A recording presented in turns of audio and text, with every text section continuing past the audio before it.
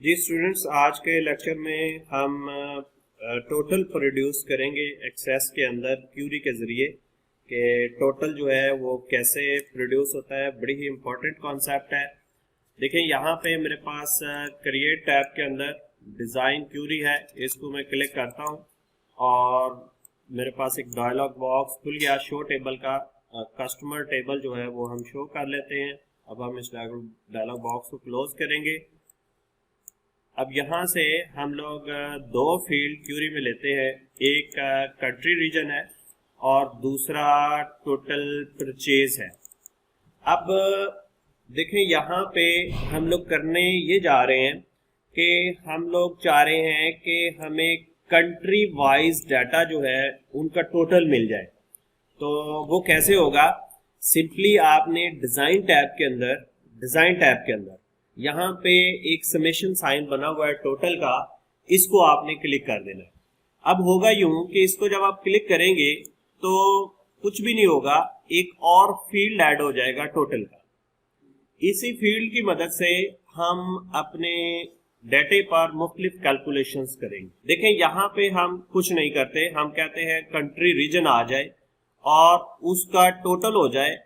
यहाँ पे हम फंक्शन यूज करेंगे कि हमें एवरेज चाहिए, मिनिमम परचेज चाहिए, मैक्सिमम, या हम इसको काउंट भी कर सकते हैं, हम स्टैंडर्ड डेविएशन भी निकाल सकते हैं, वेरिएंस निकाल सकते हैं, हम फर्स्ट लास्ट एक्सप्रेशन और वेयर, ये सारे चीजें हम यहाँ पे यूज कर सकते हैं। तो फिलहाल हम इसको सम करते हैं, यानी कंट्री रीजन के हिसाब से टोटल परचेज को सम कर दिया जाए। ये हमारी छोटी सी एक क्यूरी है।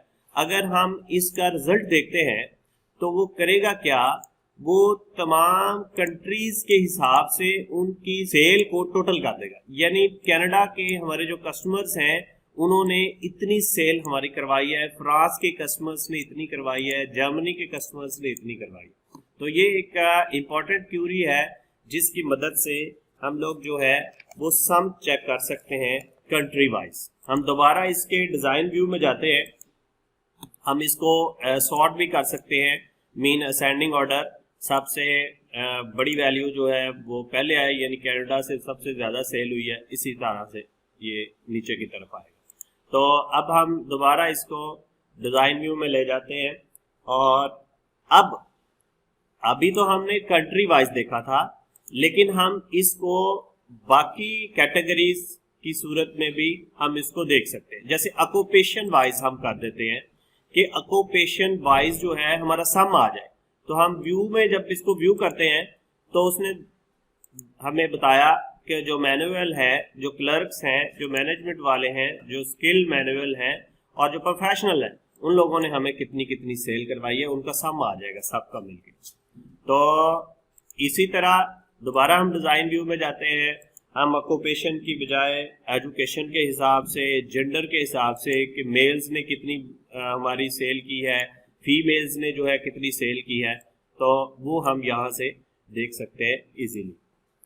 अब हम थोड़ा सा इस क्यूरी को और वर्सटाइल बनाते हैं, इसके डिज़ाइन व्यू में जाते हैं और हम दोबारा यहाँ पे टोटल परचेज जो है ये फील्ड जो है हम यहाँ पे डाल देते हैं। यहाँ से भी हम फील्ड सेलेक्ट कर सकते हैं, टोटल परचेज YTD, और यहाँ भी हम टोटल परचेज YTD कर देते हैं और यहाँ पे भी हम टोटल परचेज YTD कर जी।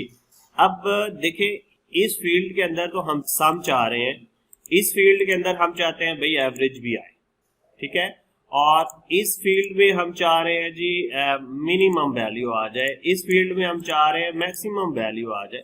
तो इस तरह से मुख्तलिफ किस्म की कैलकुलेशन आप जो है इस पे कर सकते हैं। ग्रुप बाय जेंडर है, अब हम ग्रुप बाय कंट्री करते हैं, तो वो ग्रुप बाय कंट्री जो है कंट्री रीजन नेम के हिसाब से हम अब इस क्यूरी को देखते हैं।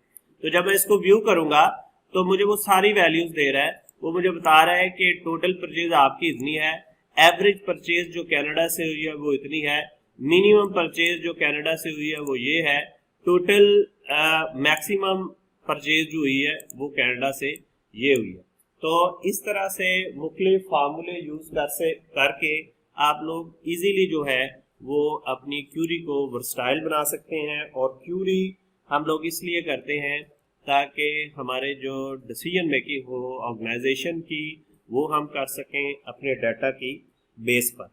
अब यहाँ पे थोड़ी सी बात और हम करते चलें, हम इसके डिज़ाइन व्यू में जाते हैं और यहाँ पे हम लोग रीजन वाइज जो करते हैं और यहाँ पे हम जेंडर शो कर लेते हैं और जेंडर में हम लोग यहाँ पे वेयर करते हैं और यहाँ पे हम अपने क्राइटेरिया में एम टाइप कर देते हैं, यानी जो मेल लोग, ठीक है।